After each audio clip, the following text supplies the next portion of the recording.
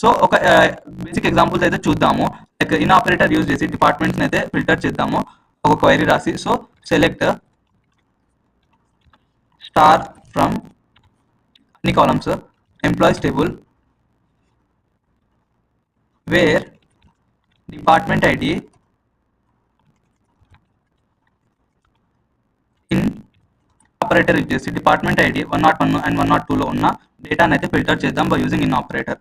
So 101 102 departments లో ఉన్న డేటాను అయితే ఫిల్టర్ చేస్తున్నాం మేము. సో ఈ క్వైరీని అయితే ఎగ్జిక్యూట్ అయితే చేసి చూద్దాము. సో ఇక్కడ మీరు చూడొచ్చు డేటా అనేది వచ్చింది. ఎంప్లాయీ ఐడి వచ్చేసి 1, ఎంప్లాయీ ఐడి 1 2 3 5 అండ్ నేమ్ వచ్చేసి John Smith, Alice, John. Like ఈ క్వైరీలో ఎంప్లాయీస్ టేబుల్లో డిపార్ట్మెంట్ ఐడి 101 అండ్ 102 లో ఉన్న రోస్ మాత్రమే సెలెక్ట్ చేయడం అయితే జరిగింది by using in operator. So ఇకపోతే సెకండ్ ఎగ్జాంపుల్ అయితే ట్రై చేద్దాం మేము. లైక్ ఇది వచ్చేసి నాట్ ఇన్ ఆపరేటర్ యూజ్ చేసి చేద్దాము. సేమ్ డేటాని డిపార్ట్మెంట్స్ అయితే ఫిల్టర్ చేద్దాము. ఏమొస్తుందో చూద్దాము. So select all tables from employees table where department ID వచ్చేసి department ID not in 101, 102 departments. So ఈ క్వైరీని అయితే ఎగ్జిక్యూట్ అయితే చేసి చూద్దాం మేము by using not in operators use చేసి. సో ఒకసారి ఎగ్జిక్యూట్ అయితే చేసి చూద్దాం ఏమొస్తుందో రిజల్ట్. సో ఇక్కడ మీరు చూడొచ్చు డిపార్ట్మెంట్ ఐడి 101 అండ్ 102 లేకుండా ఉన్న ఎంప్లాయీస్ ని అయితే డిస్ప్లే చేస్తుంది. ఇక్కడ వచ్చేసి ఓన్లీ 101 అండ్ 102 లో ఉన్న డిపార్ట్మెంట్స్ లో ఉన్న ఎంప్లాయీస్ మాత్రమే పెట్టేసి చూపిస్తుంది.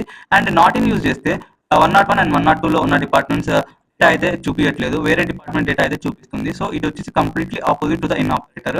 సో ఒక రియల్ వరల్డ్ ఎగ్జాంపుల్ అయితే చూద్దాము. సపోజ్ హెచ్ఆర్ కి ఎంప్లాయీస్ డీటెయిల్స్ అయితే కావాలి ఫ్రమ్ సర్టెన్ డిపార్ట్మెంట్స్ అనుకోండి, లైక్ 101, 102, 103.